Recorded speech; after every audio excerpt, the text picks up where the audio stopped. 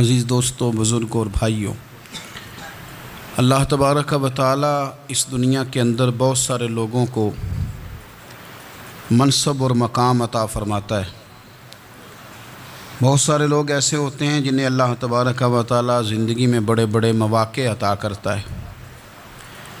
وہ چاہیں تو اس موقع سے اپنے ذاتی مفادات حاصل کریں اور چاہیں تو ان اچھے مواقع کو ملت کی، مذہب کی، قوم کی خدمت کے لیے وقف کر دیں۔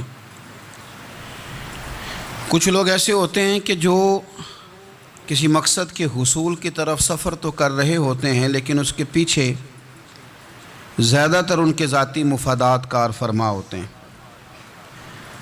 اور وہ اپنے دنیاوی مقاصد کے لیے، اپنے اور اپنے خاندان کے دنیاوی فوائد کے لیے کوشش کر رہے ہوتے ہیں۔ ایسے لوگ بھی محدود رہ جاتے ہیں، ان کی سوچ بھی محدود رہ جاتی ہے، اور کئی دفعہ کچھ تھوڑی دیر کے لیے ان کے نام ابھرتے ہیں اور پھر ہمیشہ کے لیے دب جاتے ہیں۔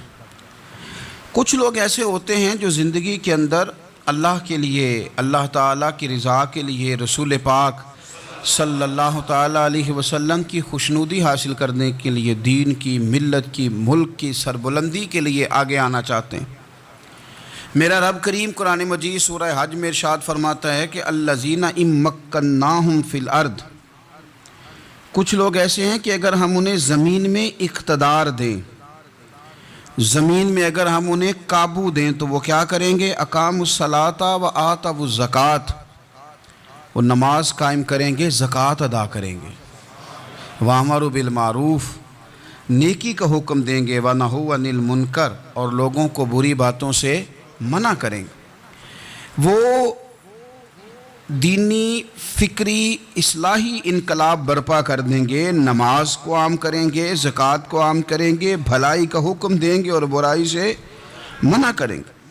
اللہ تبارک و تعالیٰ نے ان لوگوں کو جب اقتدار دیا، وہ کون لوگ تھے؟ سیدنا صدیق اکبر، حضرت فاروق اعظم، سیدنا عثمان غنی، حضرت مولا علی رضوان اللہ تعالیٰ علیہم اجمعین۔ اللہ نے جب ان لوگوں کو اقتدار دیا زمین کے اندر، اللہ تبارک و تعالیٰ نے انہیں نبی پاک علیہ الصلاۃ والسلام کی نیابت کے لیے چنا، تو ان لوگوں نے یہ انقلاب برپا کیا، نمازیں عام ہو گئیں، شوق سے لوگ صدقات و خیرات دینے لگے، بھلائی عام ہوئی، برائی کا کلا کما کیا گیا۔ ہمارے ہاں بھی لوگ احتساب کی باتیں کرتے ہیں، ہمارے ہاں بھی لوگ کہتے ہیں کہ میں رشوت خوری کو، کرپشن کو، ناجائز چیزوں کو ہمیشہ کے لیے جڑ سے اکھیڑ پھینٹوں گا۔ لوگ دوسروں سے مطالبہ کرتے ہیں کہ یہ سارے کام جائز کریں، لیکن خود اس پر عمل کرنے کو تیار نہیں ہوتے۔ یاد رکھ لیں کہ یہ جو احتساب ہے، یہ انسان کی اپنی ذات سے شروع ہوتا ہے۔ آپ جب نظام احتساب دنیا کے اندر مستحکم کرنا چاہتے ہیں تو اس میں پھر آپ کو اپنی ذات کو سامنے پیش کرنا پڑے گا۔ آج ہم بات کرنے جا رہے ہیں سیدنا فاروق اعظم رضی اللہ تعالیٰ عنہ۔ تو جناب عمر فاروق رضی اللہ تعالیٰ عنہ کا جو نظام احتساب ہے، انہوں نے اس کو گھر سے شروع کیا تھا، اپنے آپ سے اس کا آغاز فرمایا تھا۔ ہمارے ہاں یہ ہوتا ہے کہ جس بندے کے اکاؤنٹ میں اچھے خاصے پیسے ہیں، وہ بل جمع کرانے جائے تو اسے لائن میں نہیں لگنا پڑتا، مینیجر صاحب اسے آگے بلا لیتے، تو وہ بعد میں کیا کہہ رہا ہوتا ہے؟ کہتا دیکھو اللہ نے کتنی عزت دی ہے، مجھے لائن میں نہیں لگنا پڑا۔ بھائی لائن میں لگنا تو آپ کا یہ تھا کہ آپ سمجھتے کہ سارے مسلمان ہیں، مومنین ہیں، برابر ہیں، تو میں کسی کو تکلیف میں مبتلا نہ کروں۔ جب آپ آگے چلے گئے تھے تو آپ نے بہت سارے لوگوں کا حق مارا تھا، وہ لائن میں جو لگے ہوئے تھے ان کا وقت لمبا ہو گیا تھا۔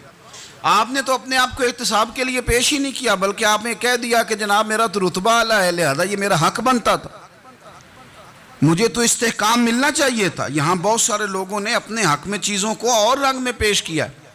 سیدنا فاروق اعظم رضی اللہ تعالیٰ عنہ نے اس نظام احتساب کو اپنے گھر سے شروع فرمایا۔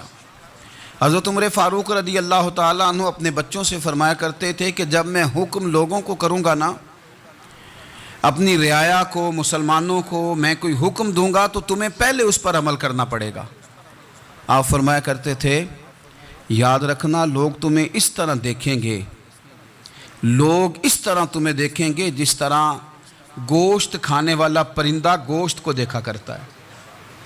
چیل گوشت کھاتی ہے تو کیا کبھی اس کو پیغام بھیجنا پڑا ہے کہ تو آجا یہاں گائے مر گئی ہے, بھینس مر گئی ہے؟ خود بخود اس کی نظر ہوتی ہے, وہ پہنچ جاتی ہے.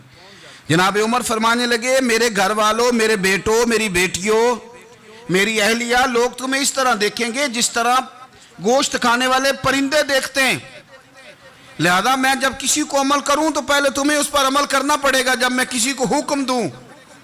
آپ فرمانے لگے یاد رکھنا اگر تم نے میرا حکم نہ مانا تو غیروں نے حکم نہ مانا تو انہیں ایک سزا ملے گی, اور اگر میرے گھر والوں نے نہ مانا تو ڈبل سزا ملے گی. تم پر ڈبل سختی کی جائے گی کہ تم نے میری بات کیوں نہیں مانی. یہ نظام احتساب ہے. ہم نہ دوسروں کے بچوں کا گلا کاٹ کے اپنے بچوں کی خوشیاں لینا چاہتے ہیں. ہم چاہتے ہیں کہ دوسروں کے بچوں کے حصوں کا مال میرے گھر میں آ جائے. آ جاتا ہے. کچھ لوگوں کی سیاست چل جاتی ہے, کچھ لوگوں کا فریب اور فراڈ کام کر جاتا ہے, لیکن وہ گھر روشن نہیں ہوتے. ان گھروں میں پیسہ ہوتا ہے پر قرار رخصت ہو جاتا ہے. ان گھروں میں آسانیاں اور وسعتیں تو آ جاتی ہیں لیکن ایک دوسرے کا احترام ختم ہو جاتا ہے. سیدنا فاروق اعظم رضی اللہ تعالیٰ عنہ کا یہ طریقہ تھا کہ وہ اپنے بچوں پر سختی کرتے. آپ ہمارے ملک میں یہ نظام ہے, موجودہ حکمران ہو یا ان سے پچھلے, بچے سب کے ملک سے باہر رہتے ہیں.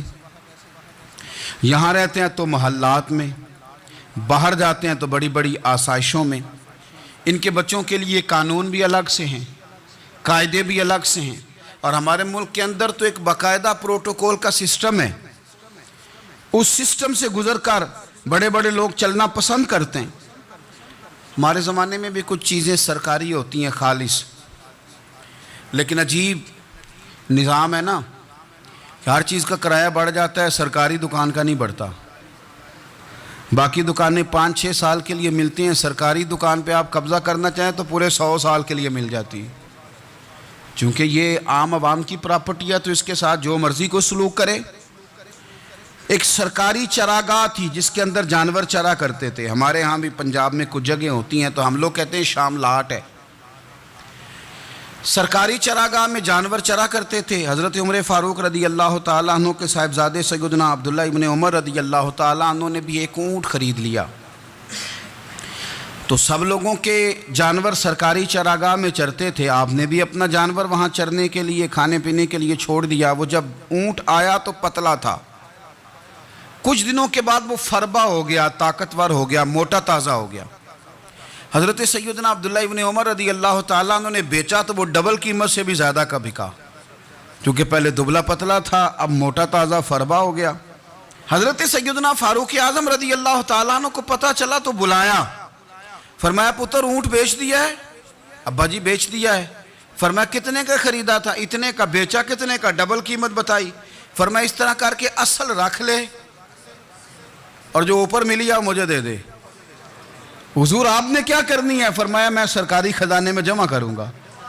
حضور کیوں؟ فرمایا اس لیے کہ تیرا اونٹ سرکاری جگہ پہ چرا کرتا تھا, وہ گھاس سرکاری جگہ سے کھاتا تھا. حضور سب کے کھاتے.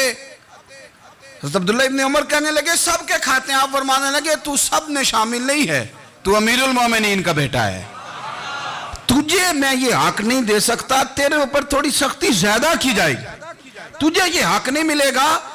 تو اپنے اونٹ کو چونکہ سرکاری چراگاہ میں چرایا کرتا تھا, لہذا تجھے وہ جو اصل رقم یہاں جمع کرانی پڑے گی. ہمارے تو بچے پہلی بات تو یہ ہے کہ بات ہی نہیں سنتے.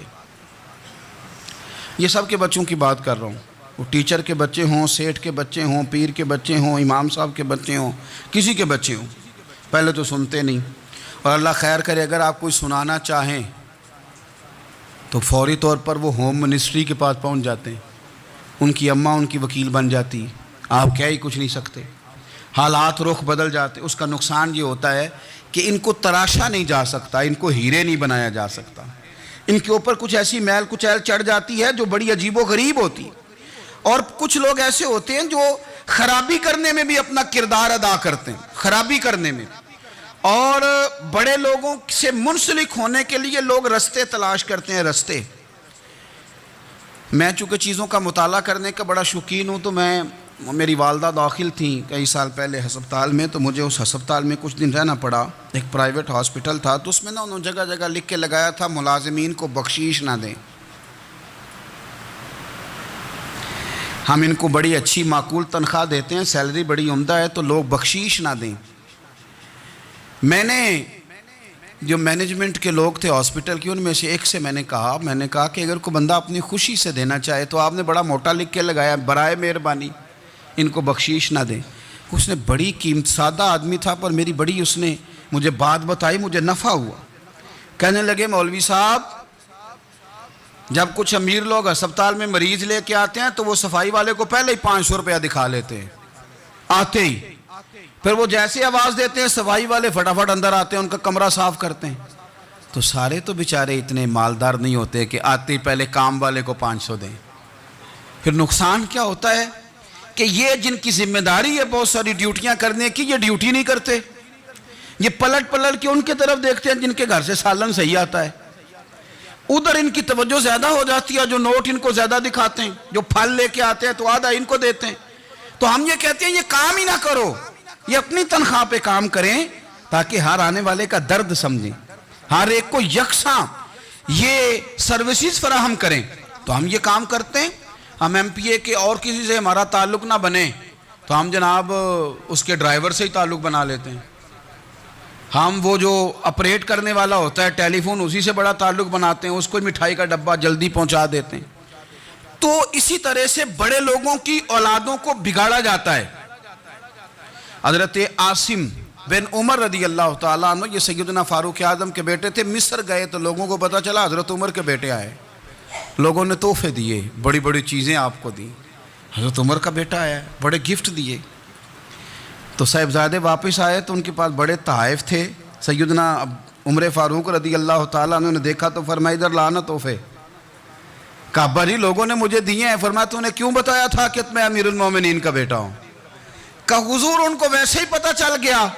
فرمانے لگے پتر یہ تحفے تمہیں اس لیے ملے ہیں کہ تم امیر کے بیٹے ہو، یہ تحفے تمہارا حق نہیں، چونکہ تمہیں اس کرسی کی وجہ سے ملے ہیں اور یہ کرسی مسلمانوں کی ہے، لہذا یہ حق بھی مسلمانوں کا ہی ہے، یہ لا سارے مال غنیمت میں جمع کیے جائیں گے۔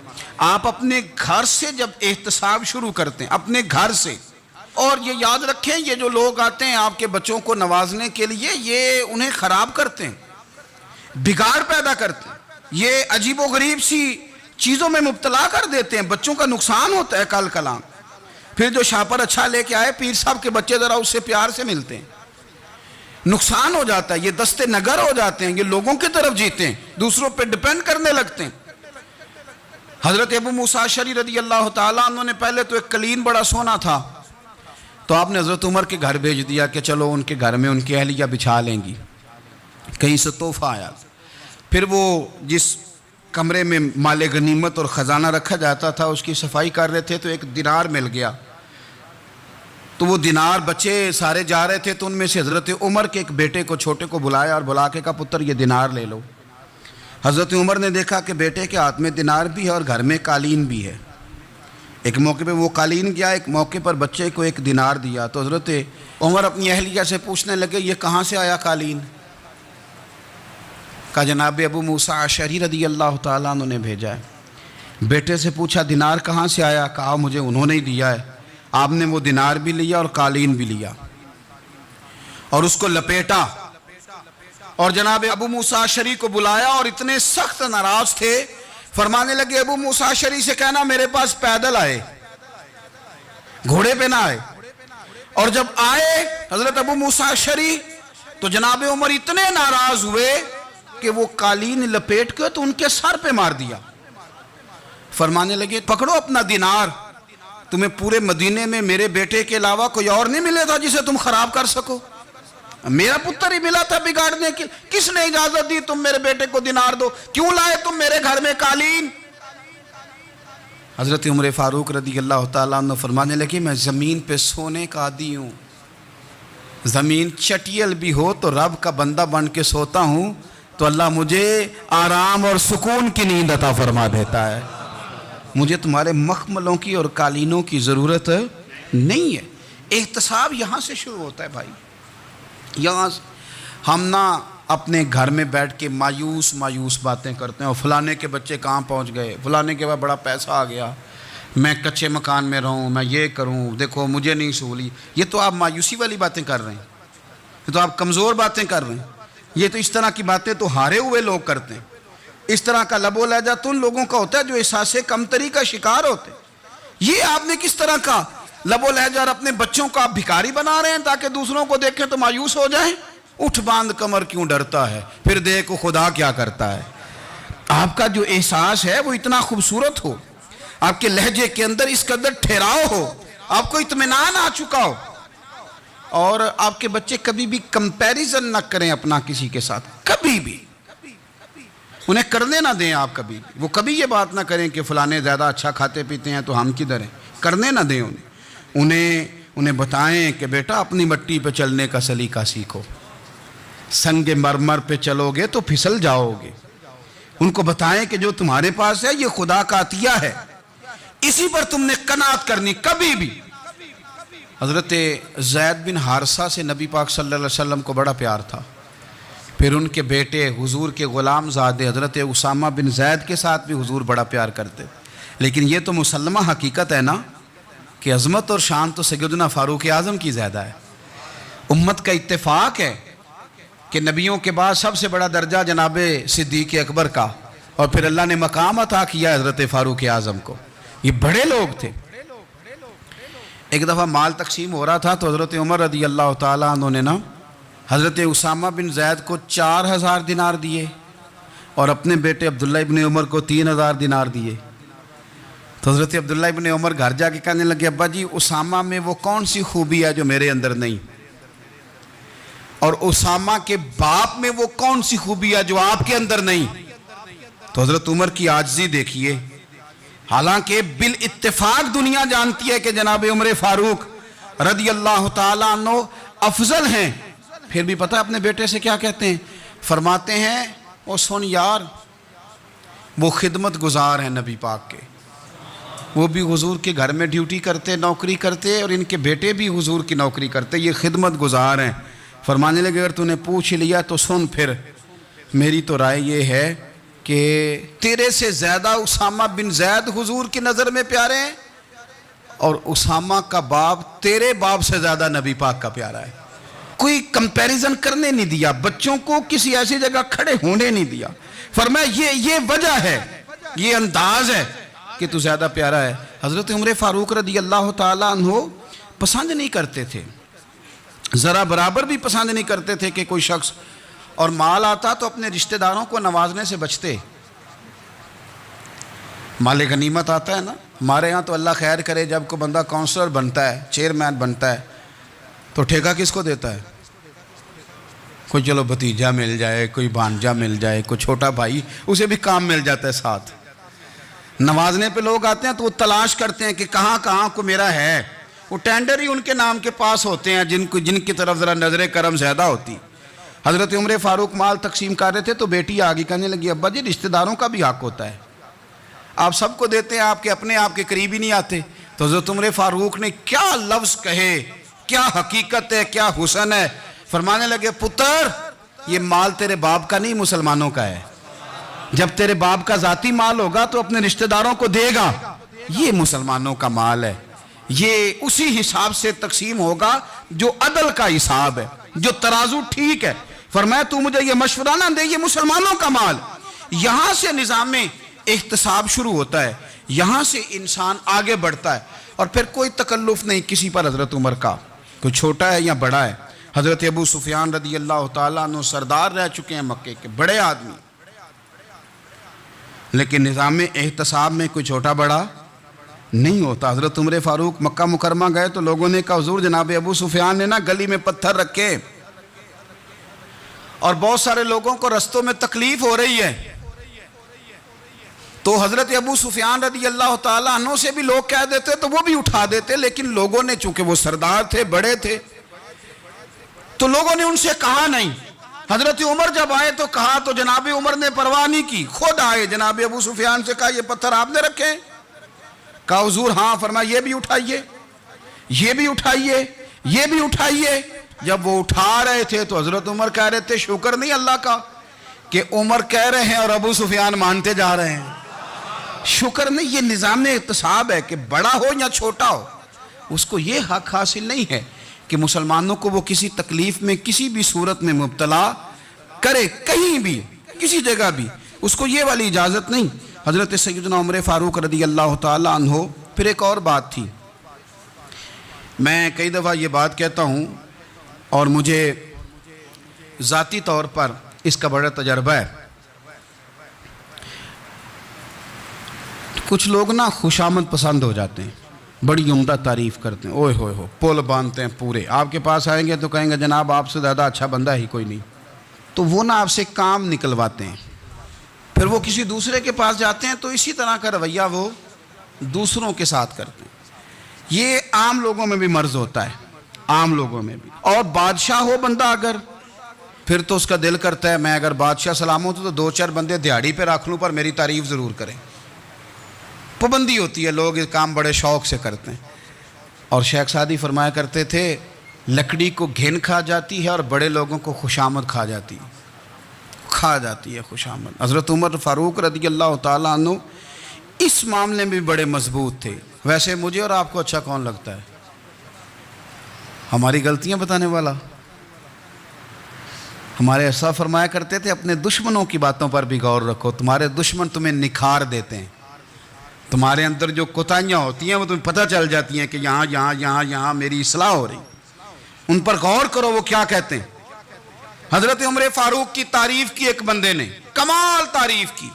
وہ اس کا خیال تھا کہ رزلٹ بڑا شاندار آئے گا. بادشاہ کی تعریف ہوتی تھی تو پھر تھیلی جاتی تھی اشرفیوں کی, کمال رزلٹ آئے گا.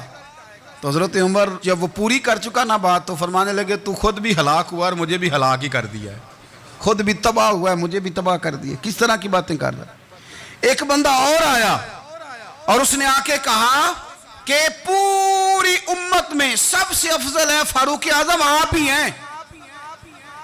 تو حضرت عمر فاروق فرمانے لگے تجھے تیری ماں روئے, ابو بکر تجھ سے بھی افضل تھے, تیرے باپ سے بھی افضل تھے, اور صدیق اکبر مجھ سے بھی افضل ہیں اور میرے باپ سے بھی افضل ہیں. یہ تو کس طرح کی بات کر رہا ہے. یہاں ہر شے ہضم نہیں ہو جاتی, فوری طور پہ لوگ ڈکار بھی پورا نہیں لیتے. قرآن مجید نے کہا فَلَا تُزَكُّوا أَنفُسَكُمْ هُوَ أَعْلَمُ بِمَنِ اتَّقَىٰ. اپنے منہ سے نہ کہو میں پاک صاف ہوں, اللہ زیادہ بہتر جانتا ہے کہ تم میں سے پرہیزگار کون ہے. اپنے منہ سے تعریفیں کرتے کراتے ہو, یہ مزاج چھوڑ دیں. حضرت عمر رضی اللہ تعالیٰ عنہ پسند نہیں کرتے تھے. ایک آدمی نہ چلتا تھا وہاں تو بڑا متکبرانہ چال کے ساتھ چلتا. حضرت عمر نے دیکھا, یہاں تک احتساب فرماتے تھے, زمین پہ زور زور سے پیر پٹکتا, چال بڑی اس کی متکبرانہ, لوگ بڑے پریشان ہوتے. حضرت عمر نے ایک دن سمجھایا, باز نہیں آیا. اگلے دن پہ درہ نکال لیا, لگائے 4 درے, فرمایا آج کے بعد نہ چلنا اس طرح مدینے میں پیر پٹک پٹک کے. اس وقت تو اسے غصہ لگا, لیکن کچھ دیر کے بعد نا جب غصہ اترا تو حضرت عمر کے پاس آیا, کہنے لگا حضور اللہ آپ کا بھلا کرے, آپ نے درے نہیں مارے, آپ نے تو شیطان بھگا دیا جو میرے ساتھ چمٹا ہوا تھا. چمٹا ہوا شیطان آپ نے مجھ سے بھگا دیا ہے. یاد رکھیں مسند امام احمد بن حنبل میں حدیث ہے, اللہ کے پیارے رسول صلی اللہ علیہ وسلم فرماتے ہیں جو دنیا میں متکبرانہ چال کے ساتھ چلتا ہے نا, قیامت کے دن وہ اللہ سے اس حال میں ملے گا کہ رب اس سے ناراض ہوگا. متکبرانہ چال سے نہیں چلیں گے. تو حضرت فاروق اعظم رضی اللہ تعالیٰ عنہ کا یہ طریقہ تھا کہ آپ خیال کرتے, اور پتہ کس طرح کا آپ کا مزاج تھا. فرماتے تھے تقسیم کرو, دوسروں کا بھی خیال رکھو. جس طرح بندہ دیوانہ وار نہیں لوگوں کا خیال رکھتا کہ بندہ بگڑے کوئی نہ, دیوانہ وار. کچھ لوگ تبلیغ کرتے ہیں رسمی, اور کچھ لوگ ایسے ہوتے ہیں جو لوگوں کی اصلاح میں دیوانے ہو جاتے ہیں. ان کی خواہش ہوتی ہے یہاں بھی بندہ ٹھیک ہو جائے, یہاں بھی بندہ ٹھیک ہو جائے, یہاں بھی بندہ ٹھیک ہو. کچھ لوگ کڑی نگرانی کرتے ہیں کہ انسان بگڑنے نہ پائے. حضرت عمر فاروق رضی اللہ تعالیٰ عنہ نا گوشت والی دکان کے پیچھے جا کے بیٹھ گئے کئی دنوں تک. وہ کہنے لگا حضور یہاں کیا ہے؟ فرمایا تو اپنا کام کرنا. گوشت والی دکان پہ بیٹھے, کام کر اپنا, نگرانی کرنے لگے حضرت عمر. پھر آپ نے نا وہ بندے پکڑ لیے. کون؟ جو 2 دن مسلسل گوشت خریدنے آئے. پکڑ کے کھڑا کر لیا، فرمایا تو کل بھی گوشت لینے آیا تھا؟ حضور ہاں۔ فرمایا آج پھر کھائے گا؟ حضور جی۔ تو آپ فرمانے لگے کیا تیرے محلے سے غربت ختم ہو گئی ہے؟ تیرے رشتہ دار سارے پیٹ بھر کے کھاتے ہیں، تو دو دو دن گوشت لینے آتا ہے؟ فرمایا آج کے بعد مسلسل گوشت لینے آیا تو درے سے ماروں گا، خبردار یہ کام نہ کرنا۔ یہاں تک نظام احتساب کا جب خیال رکھا جائے پھر حالات بگڑا نہیں کرتے، پھر وہ قابو میں رہا کرتے ہیں۔ حضرت عمر فاروق رضی اللہ تعالیٰ عنہ اس ترتیب کے ساتھ اصلاح کرتے، اس ترتیب کے ساتھ۔ سیدنا فاروق اعظم رضی اللہ تعالیٰ عنہ کی ایک بات آخر میں عرض کرنی ہے، وہ میں بھی اپنے اوپر لاگو کروں، آپ بھی غور کریں۔ حضرت عمر فاروق رضی اللہ تعالیٰ عنہ نے نا خط لکھا حضرت ابو موسیٰ اشعری کو۔ آپ فرمانے لگے یاد رکھنا، جو گورنر، جو امیر اپنے رب کریم کی فرما برداری کرتا رہتا ہے نا، اس کی رعایا بھی اس کی فرما برداری کرتی ہے، اور جو لوگ اپنے رب کریم کی فرما برداری چھوڑ دیتے ہیں، پھر جنہوں نے ان کی فرما برداری کرنی ہوتی ہے وہ ان کی فرما برداری چھوڑ دیتے ہیں۔ آپ نے سپہ سالاروں کو خط لکھے تھے، فوج کے جو جرنیل تھے، کمانڈو تھے، ان کو خط لکھے تھے، فرمایا جو سپاہی نماز نہیں پڑھتا اسے فوج سے نکال دو، اور ساتھ لکھا تھا یاد رکھو جو رب کا وفادار نہیں وہ ہمارا کیسے ہو سکتا ہے، نکال دو ان لوگوں کو، فوج سے الگ کر دو۔ ہم آج جو بے پناہ پریشان ہیں، ہمارے بچے بات نہیں مانتے، شاگرد بات نہیں مانتے، ہم شکوے کرتے ہیں، بے ادبی بڑھ گئی۔ ادب کے ساتھ میں گزارش کروں گا بڑوں کی بارگاہوں میں، جو میری طرح کے بڑے بنے ہوئے ہیں، بزرگوں سے نہیں بات کرتا، ان سے میں کہوں گا کہ ہمیں ایک دفعہ اپنے اوپر بھی تو غور کر لینا چاہیے، کہیں ایسا تو نہیں ہے کہ ہم جب تک اللہ تعالیٰ کے فرما بردار تھے، جب تک ہم تقوی کے معیار پر تھے، ہماری بات ماننے والے ہماری بات مان رہے تھے، کہیں ایسا تو نہیں کہ ہم اس معیار سے ہل گئے ہیں تو اب جو ہمارے فرما بردار تھے وہاں سے ہل گئے۔ حضرت عمر رضی اللہ تعالیٰ عنہ فرمایا کرتے تھے کہ لوگوں کو عجب میں مبتلا نہیں ہونا چاہیے، خود پسندی کا جو ماحول ہوتا ہے اس سے لوگوں کو ہمیشہ نکلنا چاہیے۔ حضرت عمر کے ایک صاحبزادے نے کنگھی کر لی، اچھا لباس پہن لیا تو درہ مارا جناب عمر نے، تو آپ کی بیٹی کہنے لگی ابا یہ تو بالکل جائز ہے، اچھے کپڑے پہننا، اچھا لباس پہننا اور سر میں کنگھی کر لینا، اس پر درہ کیوں مار دیا؟ تو آپ فرمانے لگے بیٹا یہ خود پسندی میں مبتلا ہونے لگا تھا، یہ اپنے آپ کو بہت بھلا سمجھنے لگا تھا، اس کا خیال تھا کہ میں یوں میرے علاوہ کوئی نہیں، یہ اس مقام پہ جا رہا تھا جہاں اس کی تربیت رک جاتی، اس لیے درہ مارا ہے۔ ایک دفعہ حکومتی معاملات کے اندر آپ کی اہلیہ نے مشورہ دینا چاہا، بڑے کام بیویاں نہیں کرتی، بڑے بڑے معاملات میں مداخلت نہیں کرتی۔ ہمارے بر صغیر میں وہ بادشاہ نہیں گزرا کہ جو فیصلہ کرتا تھا تو کرسی پہ بیٹھ جاتا تھا اور پردے کے پیچھے اس کی بیوی بیٹھ جاتی تھی، اور جب وہ فیصلہ سنانے لگتا تو یوں گردن پیچھے کرتا اور اہلیہ جو کہتی وہ فیصلہ سنا دیتا۔ لیکن ایک دفعہ خاتون نے ایک آدمی کو حضرت عمر نے معزول کیا تو آپ کی اہلیہ نے، اس آدمی کی اہلیہ حضرت عمر کی اہلیہ سے ملی ہوں گی، تو خاتون نے ذرا سفارش کرنی چاہی، تو جناب عمر فاروق رضی اللہ تعالیٰ عنہ کے ہاتھ میں عصا تھا، ڈنڈا تھا، 2-3 دفعہ زمین پہ مارا، فرمایا تمہیں کس نے اجازت دی ہے حکومتی معاملات میں مشورہ دینے کی؟ یہ مشورہ مولا علی دیں گے یا عثمان غنی دیں گے؟ آپ کو کس نے اجازت دی؟ وہ حکومتی معاملات، وہ مسلمانوں کا اجتماعی معاملہ، وہ مسلمان دیکھیں گے، آپ کو اس میں آنے کی اجازت نہیں ہے۔ جو آپ کی ذمہ داریاں ہیں، آپ کے حقوق ہیں، ان پر آپ بات کریں۔ تو بھائی نظام میں احتساب اپنی ذات سے شروع کریں۔ ہماری اولادیں، ہمارے بچے، وہ باہر سے انہوں نے زیادہ اثر نہیں لیا، ہم نے انہیں بتایا ہے کہ ہم بڑے غریب ہیں، ہم بڑے مجبور ہیں، ہم تو بڑے کمزور ہیں، ہماری تو سنتا کوئی نہیں، یہ تو امیروں کا ملک ہے، اس میں تو فلانے کو اہمیت حاصل ہے۔